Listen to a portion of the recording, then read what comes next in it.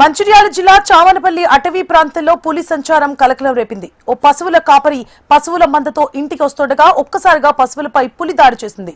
భయానికి గురైన కాపరి పక్కనే ఉన్న చెట్టుకి ప్రాణాలను కాపాడుకున్నాడు. అనంతరం గ్రామస్తులకు కాపరి సమాచారం ఇవ్వడంతో గ్రామస్తులు డప్పు చప్పులతో వచ్చి కాపరిని తీసుకెళ్లారు. విషయం తెలుసుకున్న అధికారులు ఘటనా స్థలానికి చేరుకుని పులి పాదముద్రలను సేకరించారు. గ్రామస్తులు అడవిలోకి వెళ్లకూడదని అధికారులు హెచ్చరించారు.